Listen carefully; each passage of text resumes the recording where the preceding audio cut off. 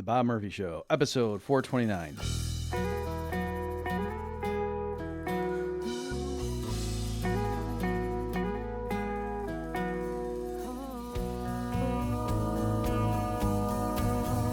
There's a tidal wave coming. What you gonna do? Get ready for another episode of The Bob Murphy Show, the podcast promoting free markets, free minds, and grateful souls. It's your source for commentary and interviews, conducted by a Christian and economist. Now here's your host, Bob Murphy.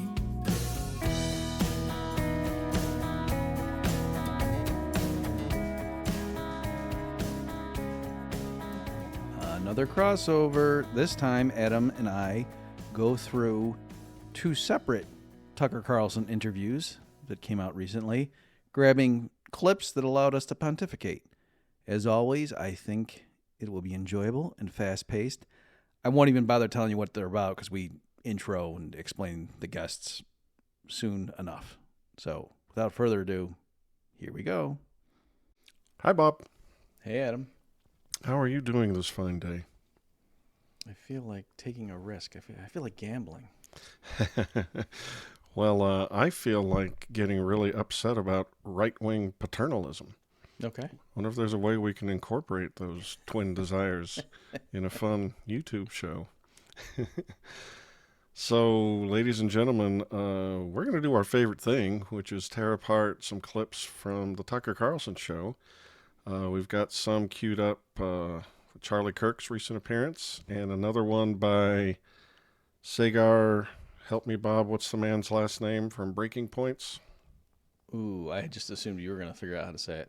Nope. Well, much like Cher and Madonna in Prince, we'll just call him Saagar and assume he's going to be that big one day. Saagar and Enjeti. There you go. Saagar and Enjeti, exactly. Nice save. With one hand. All right, well, let's wait a tick for Saagar, because our right-wing paternalism, I think, should start with the very famous and influential Charlie Kirk of Turning Point USA. Yep. Before we dive into these couple of clarifications, so the Charlie Kirk episode is more recent than the Saagar and Enjeti one, but we figured Charlie Kirk is, has more name recognition. At least, we know his last name, right? It's Kirk. And also, and so there's that element. And then also, let me just mention too, there were a lot of things in these interviews that I liked, but Adam and I happened to grab the stuff that we dislike. But so don't construe this as I can't stand these people and they're bad. I was going to make the exact same point. Yeah, especially with Charlie Kirk, they do a great job talking about the deep state and some relevant issues. It's well worth your time, but then they start trying to use the ring of power for evil deeds. So I think we're going to talk about that mostly. Are we ready, Dr. Murphy? I think so. All right, diving in. You are, I think, you are more in touch with young voters than any other single person in American politics, certainly on the Republican side. You're way more effective than the RNC, though I think they have a bigger budget than you. We get along great with them. Now, I'm not quite sure what that. Well, then I don't want to cause you problems. I have no idea what do they do. Back when Rana was running things, we did not. We were very vocal about getting rid of Mitt Romney, but. I think you're the most effective Republican organizer. Certainly among young people you are. And you deal with them and you wade into the crowd and you go to college campuses and you debate people and you have a tactile sense, I think, of what younger voters care about. And so I'll just ask you the obvious question. What do they care about? So there's a race against the clock that's happening right now. And I think President Trump is uniquely suited to fix it. He has to fix it, which is, can we reorder the economic reality of under 30s before dark political radicalization sets in? The economic reality. Correct. It's there's a topic that's never broached. Well, here we go. No, but it's just interesting it's interesting that's your first answer. The economics. I have always noticed, and I am insulated from a lot of that stuff, I'll admit. I don't really notice. I would be otherwise if I didn't spend as much time, because we do very well. We're in the top income bracket. So, well, I just noticed no one talks about it. So I think that's weird. People used to talk about economics. They don't anymore. So you think that's economics is the number one issue for young people. Oh, And if we don't address it, we go to dark places. What does that mean? So a couple things. Number one, the rise of Mamdani should be it's a coming attraction of what is coming next. Who's Mamdani? Zohran Mamdani, the Muslim communist that is running for mayor in New York City, who obviously there's a whole rabbit hole we can go down there. He just looks kind of be like central casting, and his ideas are terrible. He wants the city to run the grocery stores, all that. But I think everyone's not everyone, but most people are missing the point of really what this is. This is yet another distress signal by young people to say, hey, if you're not going to fix our life economically, we're going to get very radical politically. Now, let's take a step back. President Trump won the youth vote in many states across the country, in many battleground states. Now, Tucker, 12, 13 years ago when I started Turning Point, if you would have told me that a Republican running for the presidency would be winning the youth vote in Michigan and in Arizona, I'd say, no way. It's an incomprehensible accomplishment of what President Trump was able to do. One of the reasons he was able to win younger voters and younger men, especially in big numbers, is that they were trying to get their leaders' attention. They said, hey, this guy, Donald Trump, he is pledging to go fix our economic anxiety. He is loud. He is going to get your attention. Donald Trump was a distress signal by a lot of young people, especially young men, that were stuck in a credit-centric renter economy. Credit-centric renter economy. What the heck does that mean, Bob? Well, I mean, he's going to unpack it a little bit, I think, in the subsequent clips, but he's saying that, people don't save, everybody's living on borrowed funds, and they don't own anything. So that's what he means by that. I was intrigued. Like, I think I was driving to the airport when I was listening to that particular interview, and that really got my attention. And I applaud Charlie Kirk for saying what he did there. And I think I agree with him in as much as I know about the guy, that, yeah, people are freaking out about the particulars of that New York candidate. And to me, it is very similar, and Charlie Kirk made the analogy himself, to how the left was freaking out about Trump when he was doing well in primaries and stuff, and people, not realizing, like, no, you don't get what his appeal is. It's not that, so much any particular thing that he says. It's just more like what he represents and how he's so different. And just to give an example there, where I don't believe Charlie Kirk brought it up in the interview, but Glenn Greenwald has a similar take and is kind of telling people, like, you don't understand why this guy is so successful, and this is an indictment of the establishment, because he won. They haven't had the general election yet. What happened is this, quote, radical candidate unseated a bunch of, establishment names in the Democratic primary, and they tried to smear him as an anti-Semite, and that was because he's Muslim, and so therefore they were trying to, triangulate that way. And he had a great response. Probably the most famous episode of the primary season, or whatever you call it, was at one of those debates, the moderator asked all the candidates, if you're elected mayor of New York, what's the first foreign country you're going to visit? And so a bunch of them all dutifully said, Israel, Israel, Israel. And they asked him, and he said, I'm not going to some foreign country. I'm going to be the mayor of New York. I'm going to stay right here and deal with the problems New Yorkers face. And then, so I forget but they came back and tried to pin it on him. Like, oh, so you hate Jews. And he was like, no, I'm going to work with, Jews who live in New York and hear their problems and do what I can. But why would I go? I'm the mayor of New York. Why would I go to see a foreign country? Right. And which is just a great answer. And Glenn Greenwald was highlighting that. You'd think it would be the most obvious answer. Right. I mean, I'd be tempted to go, well, I've always wanted to see Japan. Oh, no, wait, Aruba. Yeah, Aruba.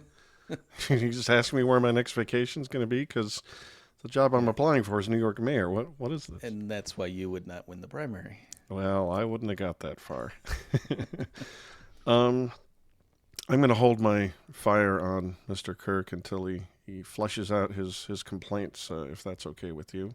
Yeah. I mean, I think we're on the same page here, where I'm praising him here because so far I like what he's saying. Like to say, like, yeah, the guy's ideas are crazy. And by the way, he's not strawmanning him either. In case people aren't familiar, I know it's like if AOC says I want to raise the capital gains tax 5 points, some people say, oh my gosh, that's Stalin reincarnated. But this guy, I don't know if he's if he calls himself a communist, but he's definitely a socialist. Like that's not, putting a box on him or something. Like he really is. For sure. And he is, for example, quite earnestly saying that the city government should run grocery stores, to ensure that people get adequate food at decent prices and that kind of stuff. So he's, again, Charlie Kirk is not exaggerating when he says those things about him, but I do like his take to say you're missing the point. It's not, oh my gosh, New Yorkers are stupid. It's how has the establishment failed people so much that they're going after this guy. I remember years ago, well, it was the 2016 election that I was giving public talks, like when I was doing the life insurance stuff with the infinite banking, and I was putting up, it was when Bernie Sanders was doing well, on the Democrat side, and, Trump was surging, and I was showing that, and, my point was something screwy is going on here when, these candidates, because, Trump was still considered sort of like a buffoon and sort of like people are just indulging in him because they're so fed up with the regular, but people just kept thinking at some point the voters are going to get serious and Trump's going to lose, and then, we'll have Jeb Bush or somebody in there, and that's not what happened. Yeah. I was just thinking as you're talking about the socialist in New York and his desire for government-run grocery stores and how crazy left-wing that is. Well, the entire state of Utah has the same idea about liquor stores, right? Only the government can run liquor stores. Yep. Everyone has their preferred product, I guess. All right, let's move on to our second Charlie Kirk clip. Conservatives, I think I know why, are just so unwilling to have this conversation. And I'm not even going to get into what we should do about it. I think I have some good ideas. And trust me, I'm not a socialist. I'm a market guy. I like capitalism. I think markets are good. I think entrepreneurship is good. But we need to kind of paint this picture first, because I think I know this for certain, so many people in DC have no idea what I'm talking about when I bring this up to them. And secondly, a lot of people over 50 think this is a foreign concept, and they think, quite honestly, this is just the complaining of young people that don't want to work. So let me kind of paint this picture. It is harder than ever to own a home. We know this, but how much harder? Back when my parents had to go own a home, the price of a home... How old are your parents? They're early 70s, so late 60s, early 70s. So baby boomers. Yeah. And great parents, by the way, phenomenal upbringing, great values. So back when they wanted to go buy a home in their beginning income years, 1970s, 1980s, home prices were on average about 3 times the average income in America. They are now 7 times the average income in America. Rents have gone up inflation adjusted from about $900 a month to now about $1,500 a month. Inflation adjusted. Inflation adjusted. The age of a first-time home buyer in 2008 was 30 years old. It is now 38 years old. First-time home buyer. So when we have a picture of a first-time home buyer, and that's scary. You think of, kind of a toddler in one arm, a dog, you're trying to figure it out. 38 years old. So what is causing this? Well, number one, I don't want to get like too Ron Paul libertarian, but the Federal Reserve pumping in cheap money post-2008 has just been a catastrophe. We have spent too much money, borrowed too much money. We have deteriorated our currency. And the purchasing power every generation is getting weaker. So your dollar is actually going less and less as far as it has year over year. So then what is the consequence of this? So you have a generation that is renting a lot more than it's owning. So when you do not own something, why would you defend it? Okay, I have a few things to say on that. It was funny. I don't know why he said, no, I don't want to get all Ron Paul. Well, why not? Why not? It's sort of... Also, I don't know if it's in one of the clips we played, but he knows what an anarcho-capitalist is. Mm-hmm. So it's an interesting adversary when at least he knows what these concepts are, and he knows what Ron Paul's emphasis is. Charlie Kirk he knows what, he's well read. Yeah. There was somebody in one of those things where he was going around the college campuses, Charlie Kirk, for his Turning Point USA stuff, promoting Trump. And then some kid comes up. So a lot of it was like, your typical blue-haired feminist chick that, asking him whatever. Yeah. And he was just, hitting it out of the park. But this one kid came up and was like, "Hey, Mr. Kirk, I'm I guess you'd say an Austro-libertarian, and I'm just wondering." And he was against tariffs. The kid was. I know that kid's father. I know that kid. Okay, because He's like from Nevada here. Yeah. Oh, there's only one of them that is married. Okay. I just think I remember that exchange. You saw the clip, and you're assuming it's got to be the same clip. Okay, well, that's interesting. In any event, that I'm just in his response. If you remember, like Kirk was not like, "What are you talking about, Austrian? You mean like from Vienna?" I mean, I think he even said Hayek or Mises or something. Yeah, I actually think he did. I think he misconstrued what Hayek said, but he even tried to, in his defense of tariffs, to say something like, "Even Hayek says," but I love von Mises and so. Anyway, that was my long-winded way of saying that, yeah, Charlie Kirk is not stupid, and and he was really nice to Dave Smith.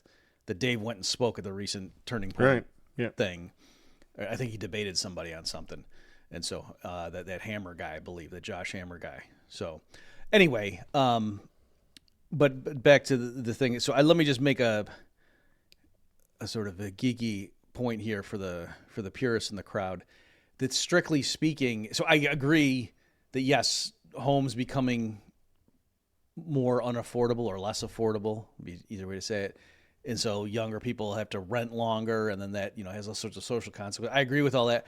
I also agree that the Federal Reserve is responsible for that, but there is a subtlety I just want to point out. I'm not going to dwell on it here because we have other clips to go through, folks, but I do just want to point out it's a little bit more nuanced than just to say, oh, it's the Fed, because just in general, the fact that the dollar's getting weaker would not explain why inflation-adjusted rents are going up, right? If it's inflation-adjusted, and it doesn't explain why the purchase price of a house is rising faster than wage rates, right? Because labor would be more expensive too, right? If everything just goes up by a factor of 50 in the course of 2 years, like that would be crazy inflation, but that wouldn't explain why homes become more expensive than labor hours, right? So anyway, I'm just pointing out that I think specifically, you have to get into it more. And he kind of said it. He said cheap money.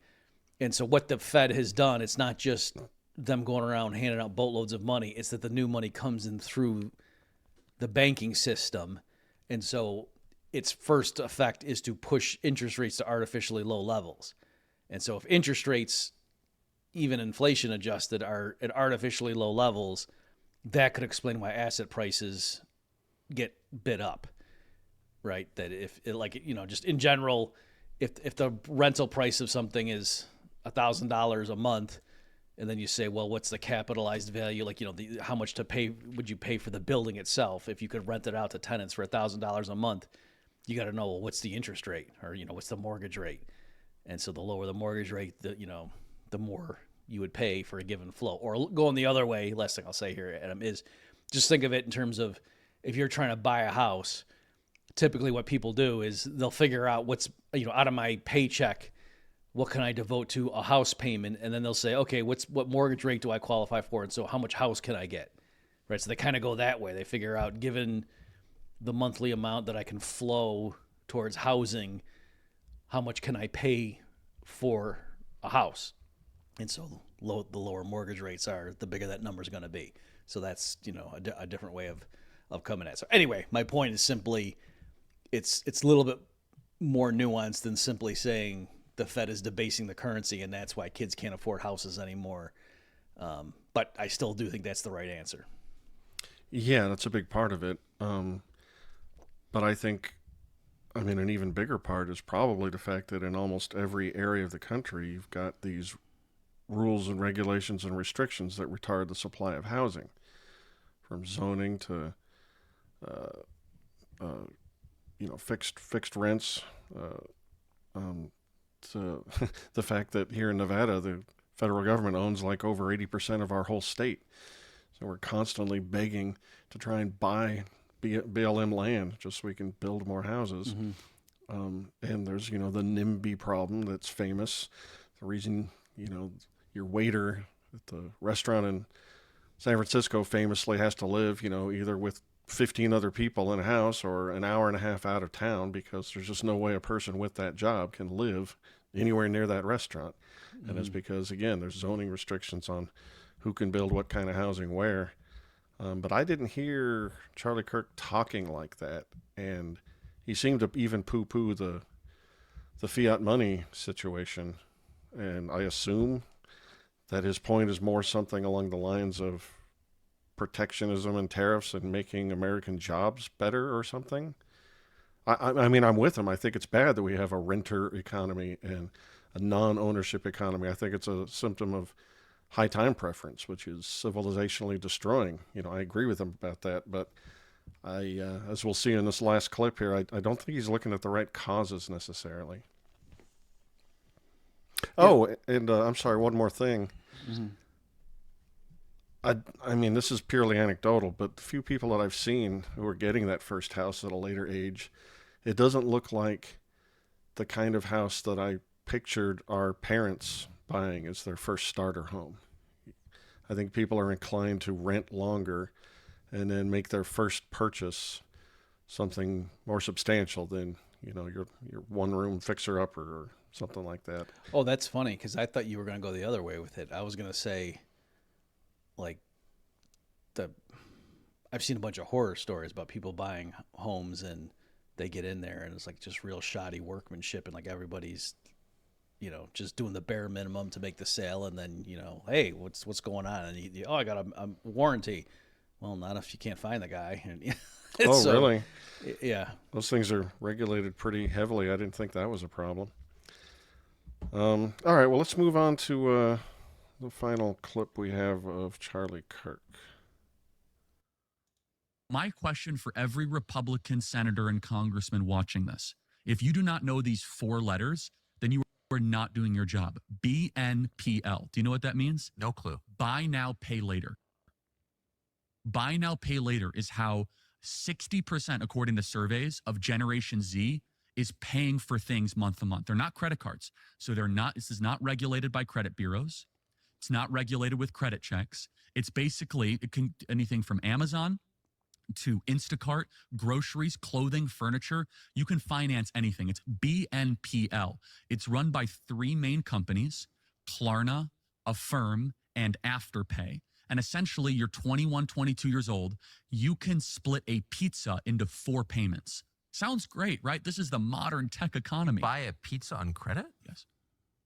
You right now. Happening now? You can go to Instacart right now, and either through Klarna, Affirm, or Afterpay. Those are the 3 big actors. These are non-credit regulated bureaus. Shut those down tomorrow. No, I'm serious. I'm so offended.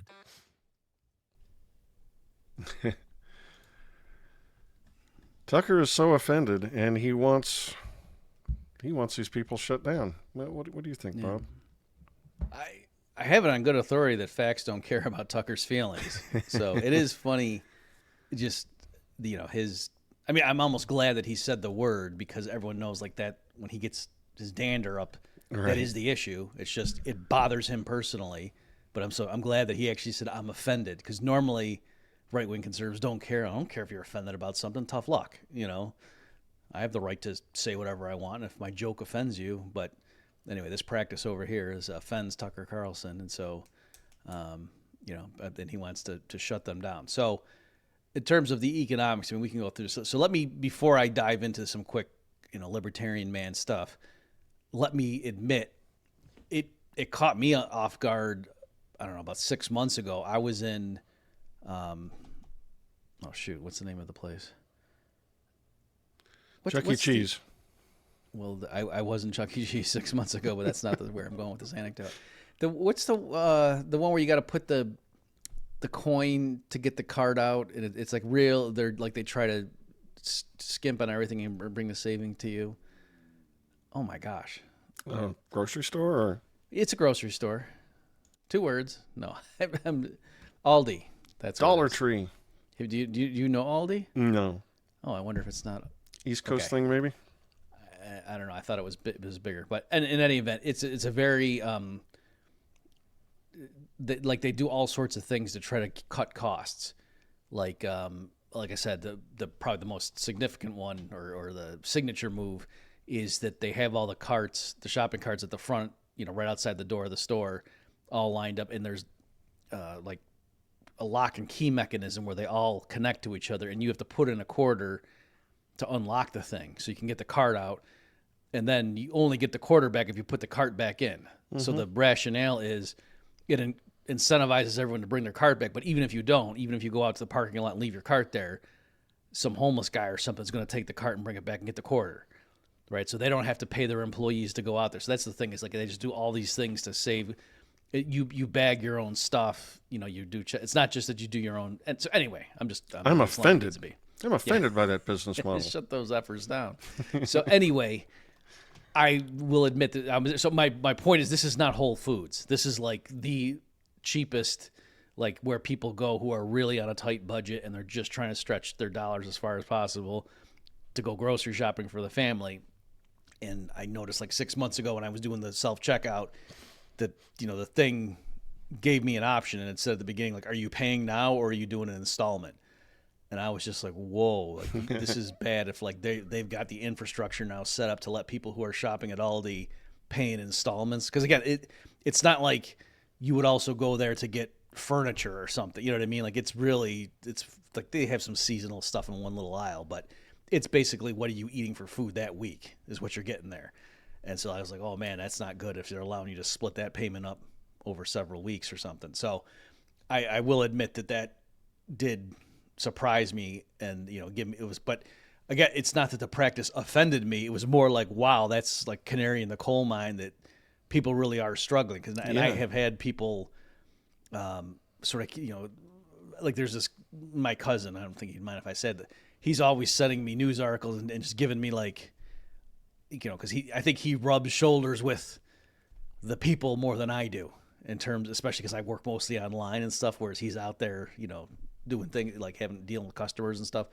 And he's just telling me like, Bob, you have no idea how bad it is. Like we are really hanging on a thread here, like the average person.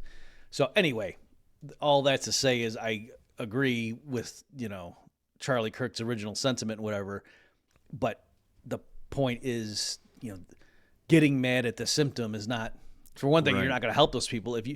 If you banned those practices, what does that mean? Okay, you can say, yeah, the people who are buying pizza, that okay, they can't do that now, or if they're buying Taylor Swift tickets or something, because Charlie Kirk was elaborating, or maybe are we playing that clip? No, I don't think we are. No.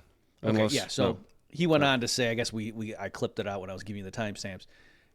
He's going on to say, there's the companies that are into it, and you can buy Taylor Swift tickets and stuff. So I get that part of it, but in terms of like people doing necessities, which is part of what Charlie Kirk was saying, you're not helping those people by cutting off this means of doing it. It's just, means, okay, Tucker, instead of them getting groceries, they don't get them that week. Tucker was offended by the pizza, paying in installments, and he said either here or with Saagar later that he wants these people put in jail for letting you pay for your groceries in installments. And I agree with you. This is a canary in a coal mine situation. Our economy is bad, and people are really struggling. But right-wingers ought to know you do not make people better off by taking away their demonstrated first preference choice. And, I mean, left-wingers make the same argument about minimum wage, right? Two people might agree, absent a minimum wage, to a wage that strikes rich people as horrific. How can you pay these people so little? But you don't make these people better off by making that transaction illegal and forcing them to either have no transaction or well, it'll be no transaction because presumably that person's labor just isn't valuable enough to be employed at the minimum wage. And so I just hate to see these ostensible right wingers. Part of the argument from Charlie Kirk's perspective is that he decries the debtor economy. He doesn't like to see these young people making these stupid choices with their financing. But they're adults. I mean, do we believe in freedom or not? Again, who do these conservatives think they are, using the power of government to take away people's choices? Yes, it's irresponsible to buy Taylor Swift concert tickets on installments. And again, it's a sign of a high time preference society, which is bad. But you can't fix that with government. That's right-wing stupidity, and I'm just so annoyed by that. I or at expect the better very arguments. least, yeah. I mean, I agree with everything you said, and just to clarify, though, I mean, I'm sure there are many government policies that could be altered Yes. that would reduce that, but it's not to say, yeah, we need to stop making that legal for people to allow you to do such a thing. That's not the way. I mean, maybe an analogy would be, people on the left often say, well, look at how many people die from self-inflicted gunshot Right. wounds, that people committing suicide in the United States with a firearm. And so that's why, ban guns or handguns or whatever. And then, what's the typical response of people on the right? You say, well, it's not fair to take away people's right to handguns just because some people don't do that properly. And yes, that's a problem if lots of people are killing themselves, but you don't fix that just by taking away, that particular option. They're going to kill themselves a different way. And really the issue is, why do they want to end their life? And Right. So, We have here, yeah, it's not a great option, but if you take away that option, the people that are paying for groceries on installment, it's not all of a sudden that now they have more money. No, now it means what are they going to do? They'll have to borrow from somebody else, probably on worse terms, or, in general, with all this stuff, whether it's prostitution or heroin or whatnot, just making something illegal that is, based on a vice or, something where the person's got something going on that's not right in their lives, and they're turning to some outlet that we disapprove of. Just making that particular thing illegal doesn't eliminate whatever the root cause was. It, in many cases, makes some of them do something to satisfy that urge or that need that's way worse than what the market-based outcome was. And if you want to, we libertarians, Ron Paul himself, won't shut up about the root causes. If you want people to have lower time preference, end the Fed.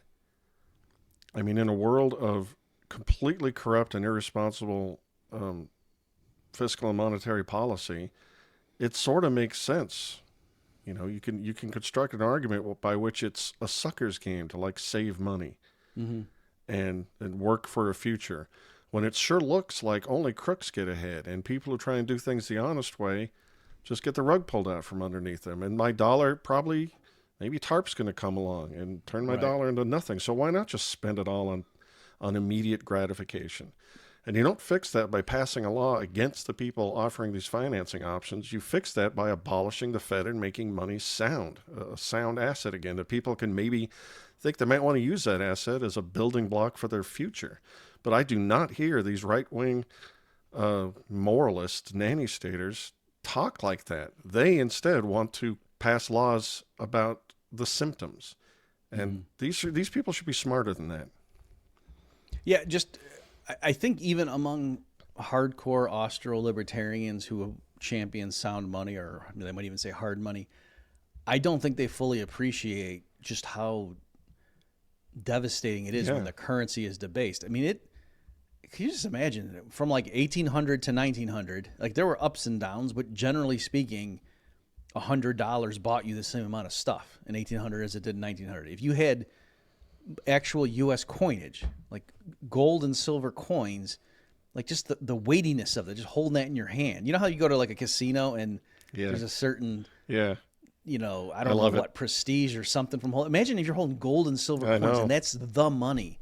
And if I don't want to spend this right now, you want to save it. You give that to your grandson and just say, just save it. Yeah. Just spend it when the time is right. And that money will just be its own thing. And that's okay. That's not whereas now you'd be insane to put $100 bill, tuck it away for 10 years or something. That'd be crazy. Better off putting it in the machine, getting singles, and going to the strip bar and making it rain. What a perfect visual metaphor for what you do with this crappy paper money. It's not worth anything. If you want people to have a healthier outlook about the future and money and the way they conduct themselves in their lives, don't take away Klarna's financing option or, rental furniture or payday loans. As you said, canary in the coal mine is correct. These are symptoms. And also sorry, go ahead. No, I'm done. Go ahead. Oh.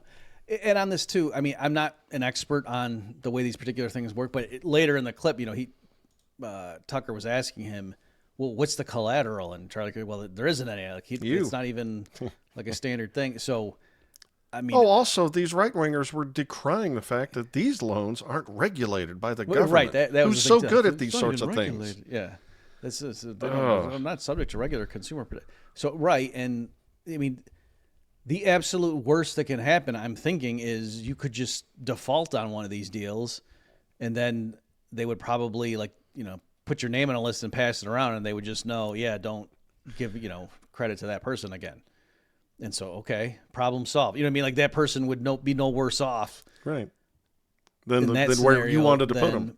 Right. Then by just in the beginning, just in other words, Tucker wants to. I know you know this, but I just want to make sure people are getting my point here. The listeners, if Tucker has his way, everybody automatically is not allowed to get credit from these institutions. Whereas here, it's like, oh my gosh, and you could get underwater, and then you could be. I get their point that like you could get stuck where you're doing that for a bit, and then it catches up with you where after a while, like you're just, you don't get your paycheck as it comes in each month is getting eaten up just from the past purchases you made because you're implicitly paying a high interest rate, with the fees and everything on this stuff. And it's okay. And what you could do is just not pay those anymore. And then what would happen is they would turn you off, and then you would be back to just paying cash for everything, which is where Tucker wants to put you right now. It's not that they're going to come and break your legs or something. What would happen, though, is if they make it illegal, then some people still really do need to borrow money in a pinch. If they go to the mob or something. Then you get the leg breakers. Then you get the legs broken. Right, that's what's going to happen there. So, again, it's weird how, they have this. And I will say, like, I've been – actually, let me just real quickly say something here as a benefit or as a PSA for the people at home. There have been stretches where, I'm in between projects with my consulting company, or I got family drama going on, and I had to run up credit card debt. And I've been in a period where I was just looking, I was like, there's no way with the APRs they're charging me. This is crazy. And you know what I did? I just called them up and said, I'm not paying this. I can't. Here, you can go look at here's my situation. And they have programs designed. Yes, they do. Now, I don't know if there's regulations doing it. I think probably in Ancapistan, it would be like this too, with different, certainly I think interest would be more readily available and so forth. But in any event, they have programs in place. So I'm saying to people at home, if you're feeling like, I'm getting behind the eight ball here, before you just say, you know what, forget it, I'm just going to stop paying and have my credit be destroyed, at least try calling them and telling them they have special plans where they give you like they lock your credit on that card, but the APR comes way down and it doesn't ding your credit score as much as if you just said, you know what, I'm not paying this. A long time ago, I made those calls myself, and my credit is great now. People will negotiate if you make a compelling case. Yeah. All right. Well, let's move on to another right-wing nanny stater, if you're so inclined. Yep. All right. Here we have Saagar. Bob knows his last name on Tucker from a couple of weeks ago. I think this is. I know you want to talk about sports gambling. It's the perfect example, right? So it's something that's been enabled by the phone and has led, in my opinion, to what is the next opioid epidemic that we will see in the next 10 years. So in 2018, literally just 2018, the Supreme Court reversed ruled a decision that restricted sports gambling to the state of Nevada. New Jersey immediately, Chris Christie, by the way, is the person who brought this lawsuit, which legalizes sports gambling. Eventually, Christie's on the side of sports gambling. Of course, he was the person who brought the suit. Well, what happens from that point forward? He is the lowest ever. Well, you and I are sitting here today in a country where 40 states plus the District of Columbia, sports gambling is legal. You have these sports gambling companies, FanDuel and DraftKings, which basically have legal monopolies from the states, from the gaming commissions of these states, where they are allowed to operate, and it's not a free market because of the licensure and the way that it works. Yes. Not everybody can just become a gambler. I want to talk about this, I should say, because I'm totally ignorant on the subject, but I keep hearing from young people who are related to or who work for me about people getting in trouble with sports gambling. Yes. Tucker is completely ignorant about the subject, but he is offended, as most dilettantes are, and wants to outlaw it. There's a lot of things I like about Tucker Carlson, but boy, I hate this about him. I'd like to ask him and say, do you know how many employees you're talking about here? And he'd say, I have. What does it matter? And I said, How do you not know? How do you not want to know? advocate completely putting them out of business, and you don't know how many employees you're talking about? Yeah, what was interesting in that clip is just the 1-2 of it went from that. Can you believe that Chris Christie wants people in New Jersey to have this option, and then and it's not a free market. Do you know it's tightly regulated? It's almost like a cartel, and so it was like So like the optimum is either have zero or perfect competition, but nowhere in between. Anyway, It is good that these protectionists, at least, like, I don't think 10 years ago you would have the guy saying, just as an aside, and oh, by the way, it is weird that this isn't a free market. This is heavily regulated and controlled, and not anybody is in a position where they can get this license. So I think he kind of gets in the back of his head from talking to somebody that if everybody could open up their own casino, you'd have the benefits of competition, at least, rather than this semi-cartel. I suppose, in fairness, because I have said this in the past, and so let me not be a hypocrite about it, where the states will allow for the lotto, and they can run the lotto, but it's still illegal for anybody else to run a casino or something inside the state. And I would always hammer that today. So clearly, it's not that they're against gambling; it's they're against letting somebody else get all the revenue. And if they say, "Oh, it's for education," then it's okay. What they're against is the player getting better odds than 50%, house negative EV. Mm-hmm. Typical lotto. I think they just take half and put it in their pockets. And the it's crime for the of kids. the crime of the mob running numbers is offering a better payout.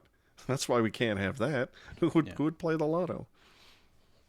So anyway, I'm just acknowledging that maybe where he was coming from was like, if you're going to legalize it, okay, but then have it be a normal market. But what they're doing now is like the worst of both worlds, where it's this hybrid where people can still ruin their lives by becoming gambling addicts, and the state is the one benefit, or whatever. It's picking the cronies that benefit from it.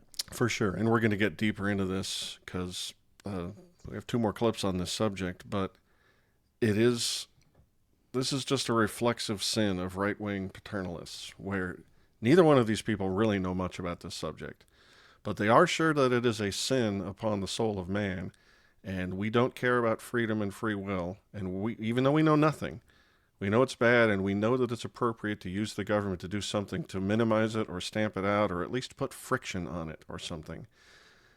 And I think that's just an insidious reflex to have for something that you just don't like from 1,000 miles away, knowing nothing. Mm-hmm. All right, let's move on. How did this all happen? So in the span of it's been 7 years since that happened. 40 states are now legal. I just looked it up this morning.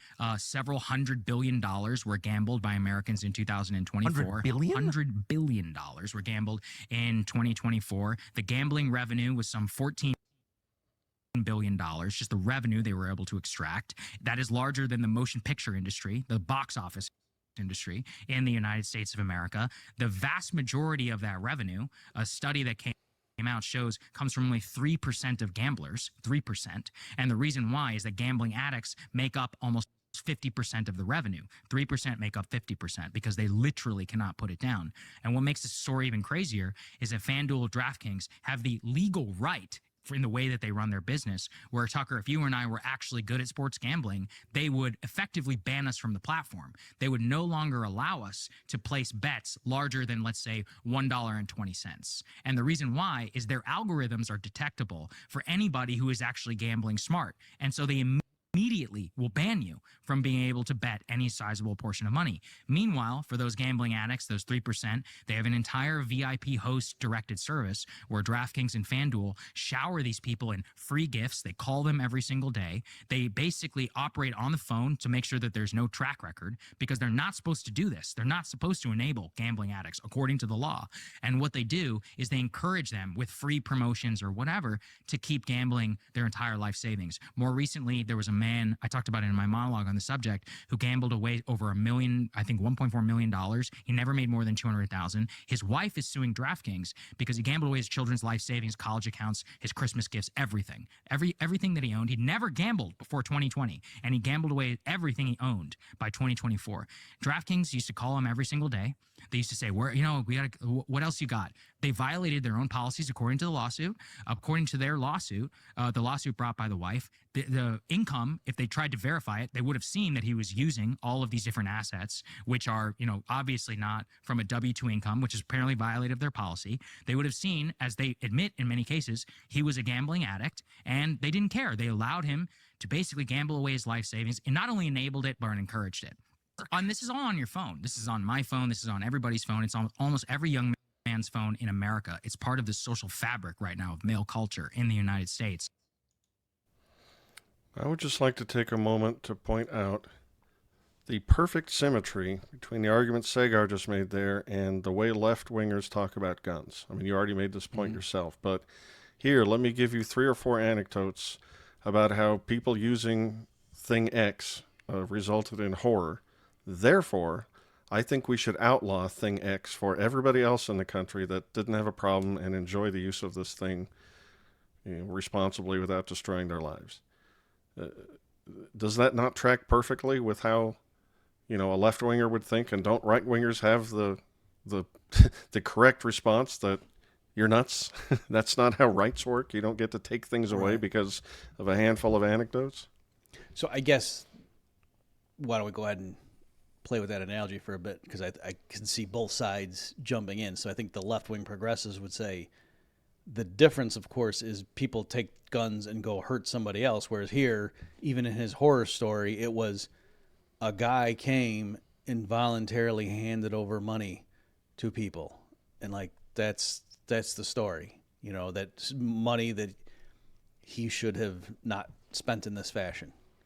Right, but he's not just hurting himself. Like some lady that, he's hurting his family. The he's girl ruining... in Sex in the City, she spent way too much on shoes. It was one of the episodes that Big came over and pointed it out, and she was shocked.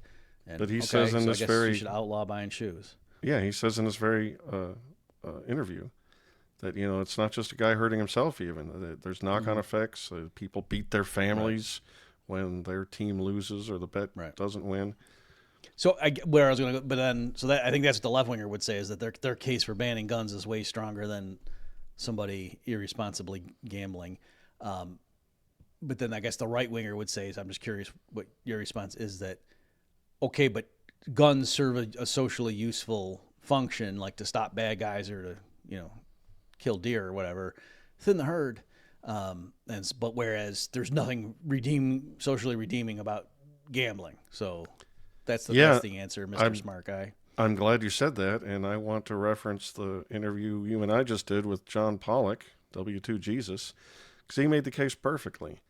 I mean, strictly speaking, there's nothing more useful about playing golf or going to see a movie or going to the theme park except entertainment. And so, gambling is just entertainment, right? Or are we going to say that such things don't matter? We shouldn't have such things. They're a waste. It's sinful. Don't play golf. Arguably, depending on the type of game you're talking about, that might hone some of your skills or whatever. You know what I mean? Whereas watching a movie, it's not that you're going to get better at calculating probabilities. I mean, entertainment is in the eye of the beholder. I will tell you, as somebody who has bet on a game or two in my day, it does heighten up the action a little bit. And as John was pointing out, if you pay 5%, over the course of watching a 3-hour game, that's not that bad. If you just consider that money lost and as an expense to stimulate the entertainment of your afternoon. The problem, of course, is that people do ruin their lives. But you tell me, I mean, are right-wingers just completely abandoning the concept of personal liberty? If we dilettantes think you're doing something wrong with your life, we're just going to say, no, you can't do that. And I don't care. And Saagar wasn't even strawmanning. I mean, the casinos will back you off if you beat them. I've got a buddy who was just telling me he tried to make an online sports bet, and they maxed his account at 83 cents. They let him wager 83 cents. So, I mean, he's not wrong about that. And maybe you can talk about how these things should be regulated, although I think the best regulation is to abolish all regulations and let freedom of association ring. Competition will win the day. Well, yeah, I mean, I was going to ask you about it because I don't I don't do that stuff. So I was going to ask you, number one, does that sound correct to you? And you're saying yes, it is correct. And then so two would be, is that because there's basically a cartel that the government enforces, and otherwise you would imagine because it's Things would be what different. are we talking about? Betting on like football and stuff? Yeah. Is that the right? I mean, so it's how does that work? Is it is it built in? Like, could somebody? What am I trying to? Sorry. Is it the kind of thing where the spread ensures that like the house always wins, or is that not the way it works? Like Think people about know it what in- the line is when they place the bet down. So theoretically, if everybody had perfect knowledge, nobody would lose, and the companies would just get crushed. Yeah, think of it in terms of a bid-ask spread. But then, since the casinos want to get the same amount of money on both sides of the wager, they will sometimes have to move the line that they set, like a point spread or something.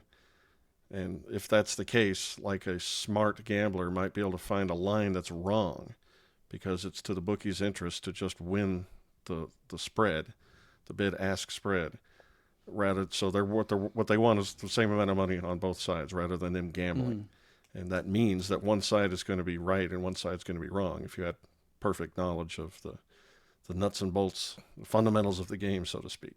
So, I mean, I know people that beat sports and have beat it for decades. It's a thing that talent can find lines that are wrong enough to beat the juice, the vig. That's a thing. And it was also interesting. He was talking about something, if people go and watch the whole interview, he was talking about this. I can see how he thinks this is insidious. It's not just that you wait, before the game, you put down your $100 and then you watch the game. On your phone now or on your desktop, you can make additional wagers all the way throughout the game. It's called in-game betting. So it'll set a new line as conditions change on the game.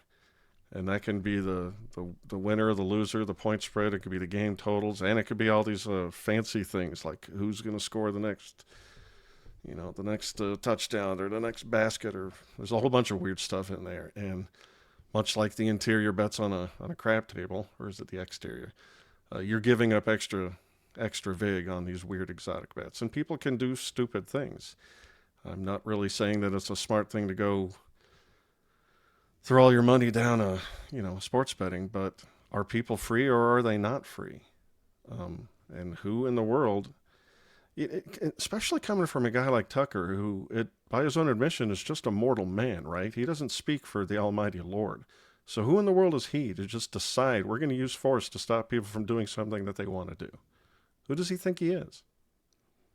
Yeah, and it's and this isn't some isolated outburst. Right. Famously, shoot, I can't remember who he was talking. Was he talking to Ben Shapiro like years ago? He was talking to somebody. I think it might have been Ben Shapiro, and the issue of self-driving trucks came up, and they meant like in terms of like 18-wheelers, like delivering cargo, and Tucker just reflexively was like, yeah, of course I would ban that. Like looking like is that it? Why are you even asking me that? How could you not know that would be my answer?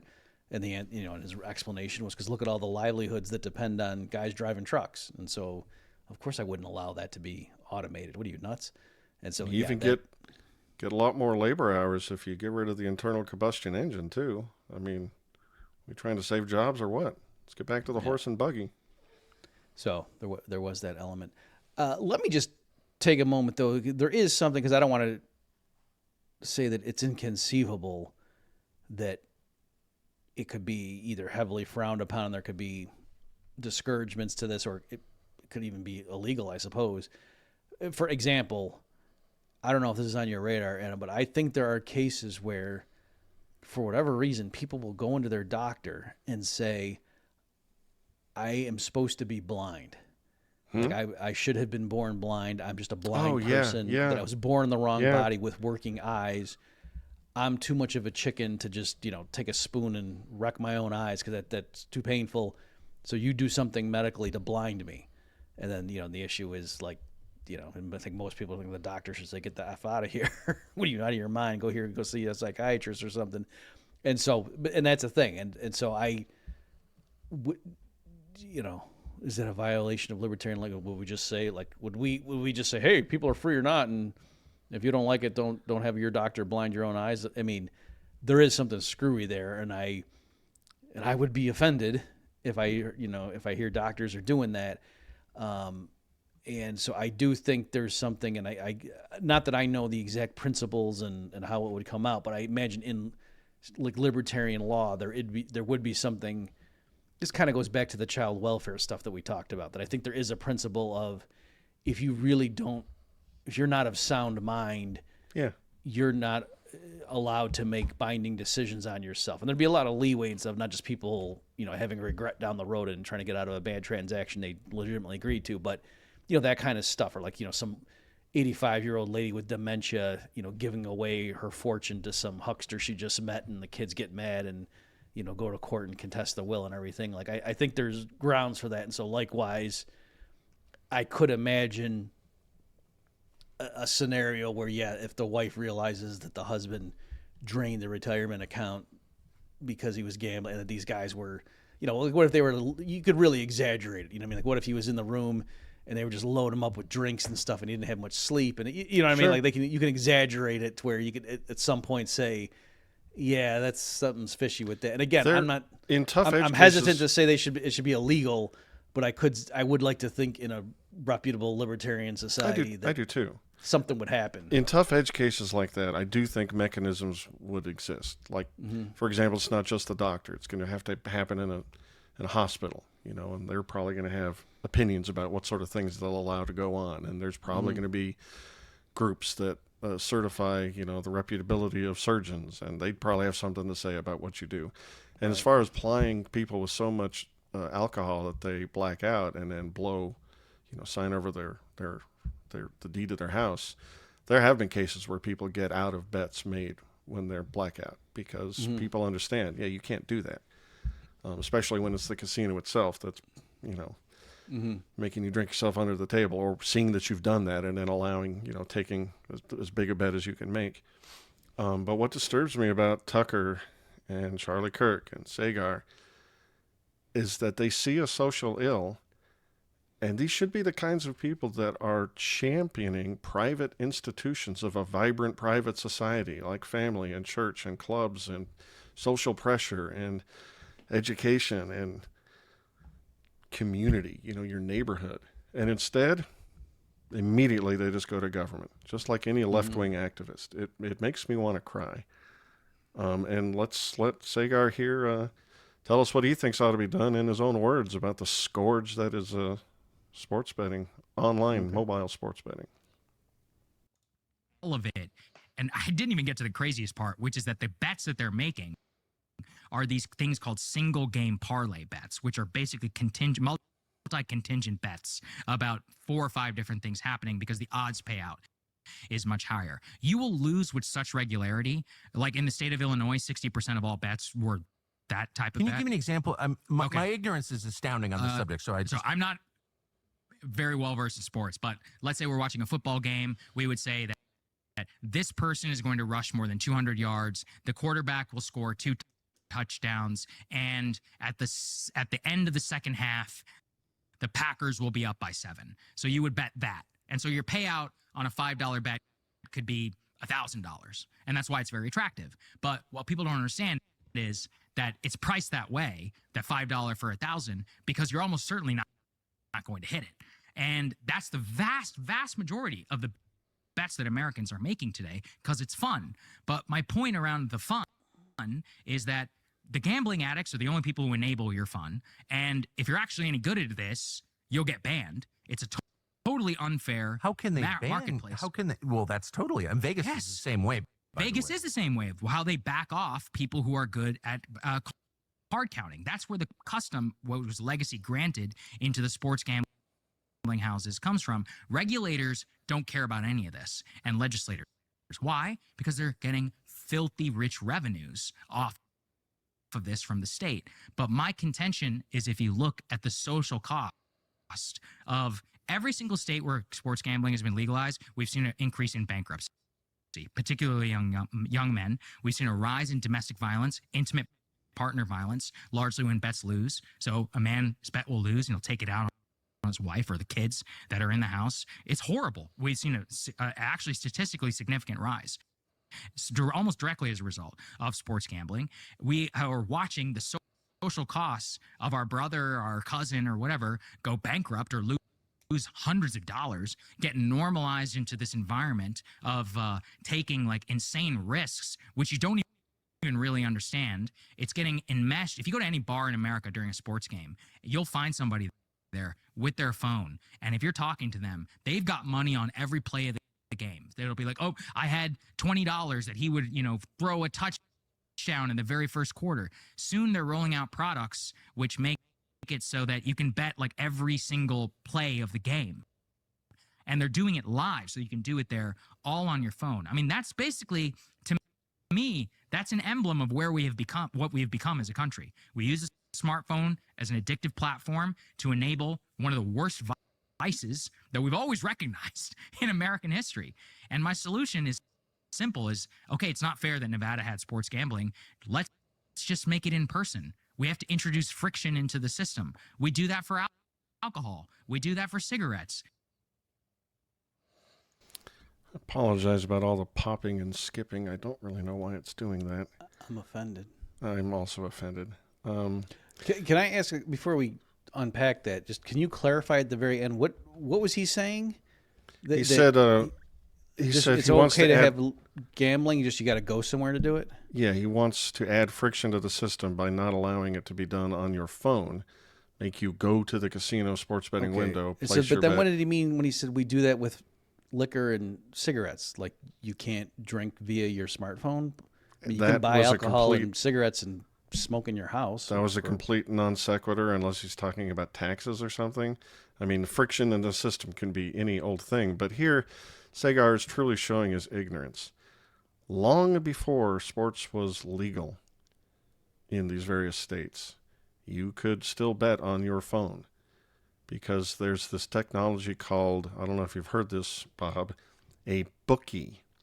And bookies will take your bet, even though it's illegal, over the phone. In fact, they've got fancy websites run out of islands in the Caribbean where you can place bets just as you can on these days legally on DraftKings, except tend to get better odds because they're not so highly taxed and regulated. So he's just pushing this thing that he decries into black markets, and he's not really solving anything. And again, I would expect right-wingers to be a little bit more savvy about this. And again, who the heck does this guy think he is to take away, by his own admission, what is responsible fun for 97% of the people, because 3% of the people make bad choices. If we want a free country, you have the right to make bad choices.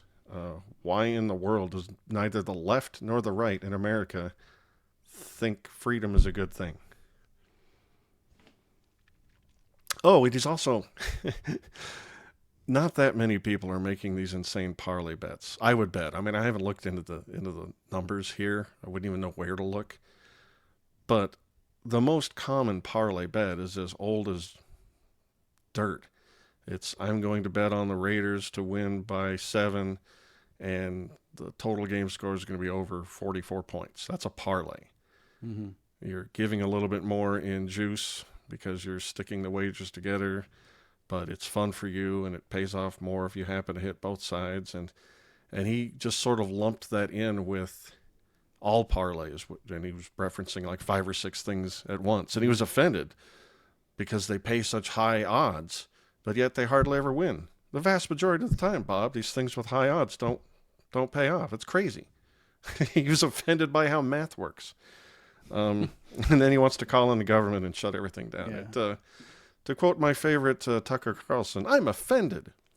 Yeah. Let me just, on that, I think we've talked about how there was a brief period in high school when I was a bookie, and it's funny because that's how I got into it. Was one kid was doing it, and I looked at the odds he was offering to people, and I just did the math, and they were like parlays that it wasn't stuff like rushing and blah blah blah other stats. It was just Yeah. Which team, and you get the spread. Three separate games, say. At the start of the week, and then it was just, and so if you make the assumption that the spread should make it roughly a coin toss, then you just keep raising it, 2 to that power, and the odds they were giving for like somebody picking 4 were ridiculous. Like, I mean, like the house's edge was way higher than it needed to be. For sure. And so I just undercut him by a decent amount, and then I was handing out my things, and the kid got mad, and he was like threatening to hurt me. I mean, he's a little kid. He wasn't going to be able to do anything. But anyway, so my point was just that, like, there I was showing that, the parlay thing, I just did the numbers. I was like, well, no, I can be a bookie for a lot better. But the problem was I only had like 4 main customers, and so they would just load up. And so it was the kind of thing like week after week, they would typically lose all the parlay bets and just, they might win some of the single game picks or not. And then it was like, if they hit, I was going to be in trouble, because I didn't have 1,000 people to do the law of large numbers, Were you guilty of fractional reserve bookieing? You didn't have enough reserves to cover your exposure? I can't remember. Funny story. I think early on I was fine, and then I think probably what happened is the kid, like, quote, owed me so much money, and I say quote right. because like it got to the point where we knew he wasn't going to pay me, and like we were settling for pennies on the dollar kind of deal. But yeah, like then he would start stacking, and anyway, so basically, they were right that this kid very briefly in college, a buddy of mine and I did the same thing. We went down to I think it was the dog track, and the holds there are anywhere between 17 and 22%. And so we had friends who just wanted to bet, and so we'd offer them like 5% better than whatever the closing odds were. Just wait, can you? I don't know what you mean by that terminology. So you went down knowing full well that you weren't going to give money to the track, that you were just going to wait. Yeah, and then we'll just do it on paper. Yeah, I'll just give you 5% better odds than whatever the closing numbers are at the track, knowing that I know how their operation works. They're holding a whole bunch. And we ended up getting run out of there, and somebody got wind of what we were doing or something. But it was funny. Funny story. But you were only doing that with your group, or you were going around to random people there and saying, well, that would have been something. Yeah, if I'd made it a business. No, I was just doing it with friends. Let me just real quick, you reminded me of something. When we were students at Hillsdale College, which, this beacon of free enterprise or whatever, people were always complaining because the bookstore, the margins, like there were several classes where like the same textbook was assigned over and over, and so you could sell your book back to the bookstore, and then they would, if it wasn't too dinged up, they would just let somebody else buy it, and you could buy the book used, and the margins were ridiculous for the for the books, what the bookstore earned on it. And so I identified, I think it was an introductory statistics class where there was just a ton of, like it was like every business major or econ or blah, anyone like had to take that class, and it was a good, textbook that they didn't change the edition a lot and stuff. And so I went around and was doing that. You get what I'm saying? Like I would pay a little bit more. How would you find the new students though before they went and bought it on their own? I forget, but I did get a list from the registrar or something. Yeah, I don't remember, but I did, and I went. So there was a bit of risk, so I had to go around and you have cash and buy the books from the kids, at the end of the semester, and then I had to hold them for the summer, and then like you're saying, I had to find people, and some of them were just like so goody two shoes students that wouldn't do it. Like they thought I was scamming them or something. I was like, look at the book. Are their pages ripped out? Like it's statistic, and other ones were like, oh yeah, totally, So sneaking around in a trench coat, opening it up. So I was trying to, but what was funny is some students tried to actually set up a formal business and do that, and the administration told them, if you keep doing that, we'll expel you. Yep. And anyway, we just thought that was funny that the free market Hillsdale College said, oh yeah, that's right. It's Hillsdale too. Yeah. It doesn't matter where you are. The cartel doesn't like competition. All right. Speaking of things that offend me, get a load of this right here.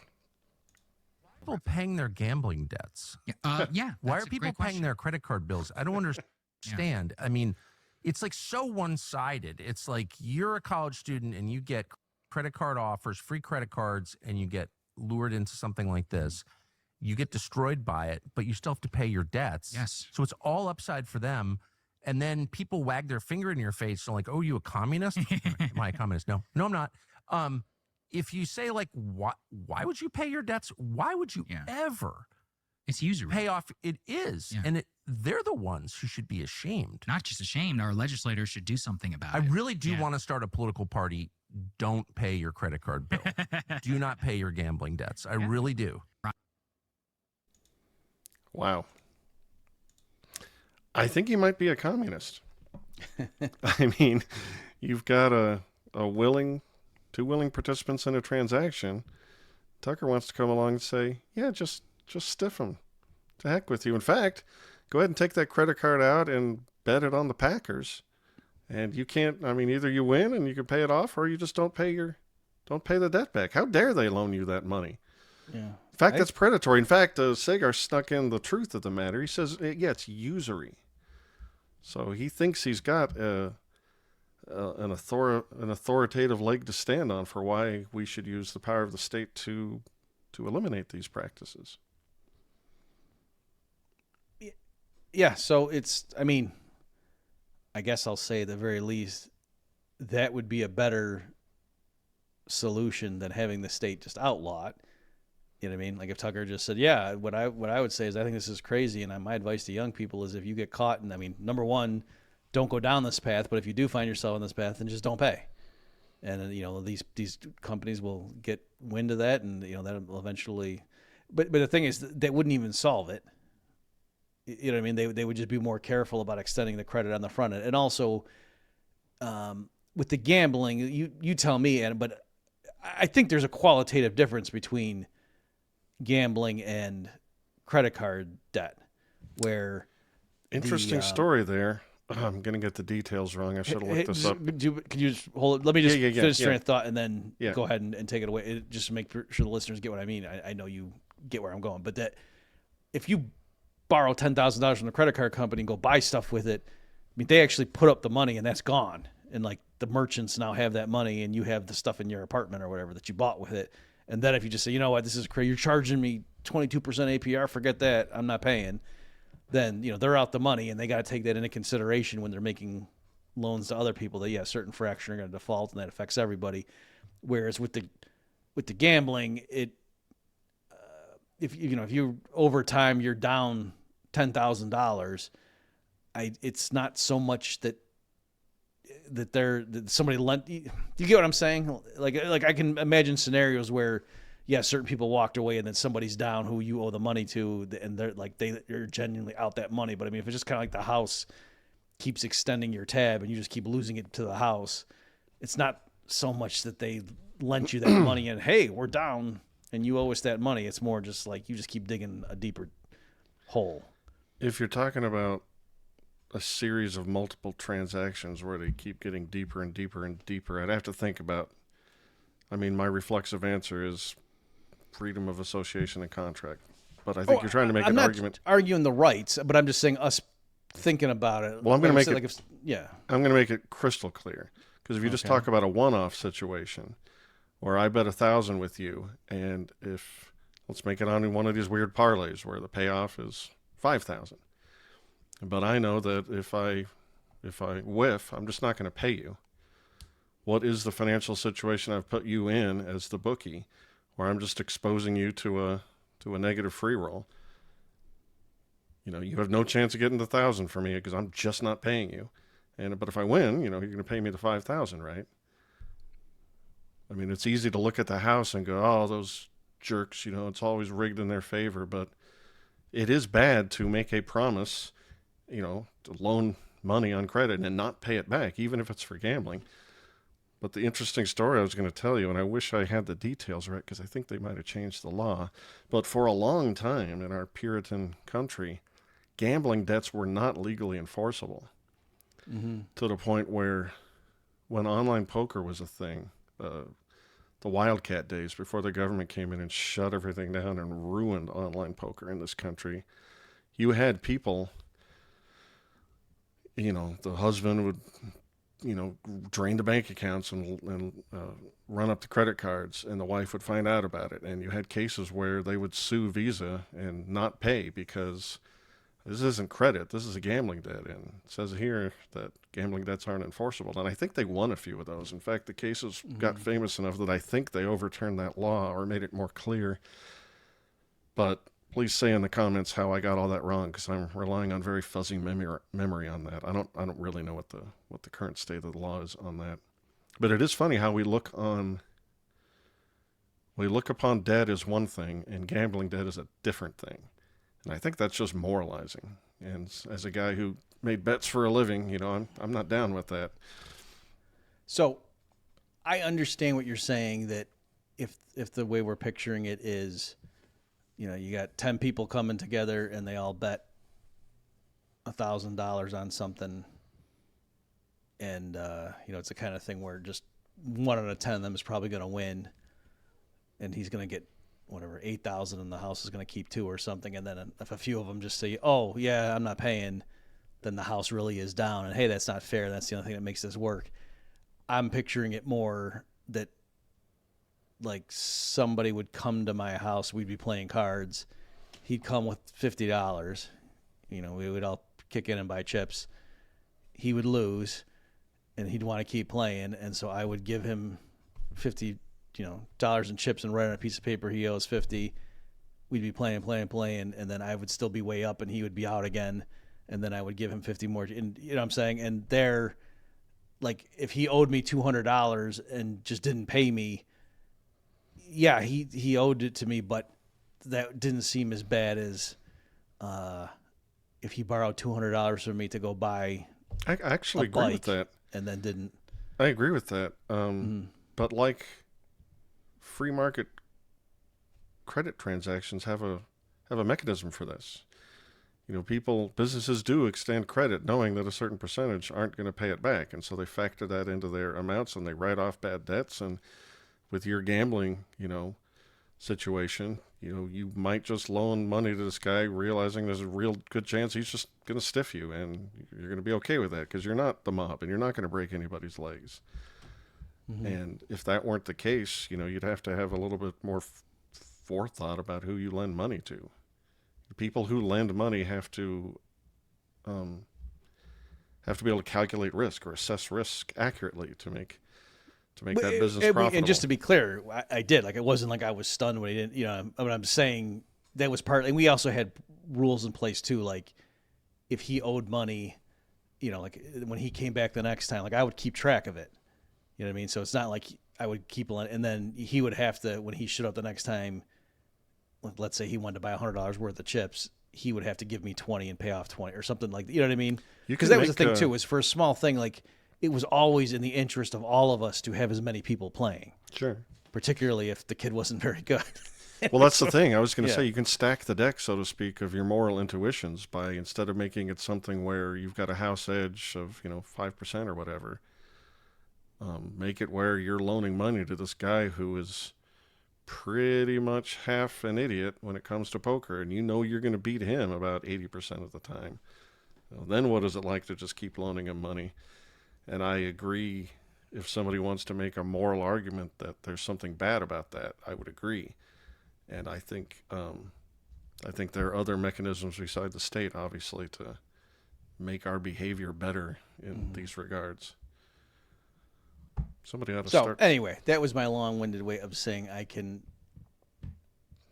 don't like how Tucker there linked it to credit cards unless he only meant credit card debt that was arising from. He didn't seem to be gambling. It didn't see. But again, I haven't seen that thing in a while. That episode.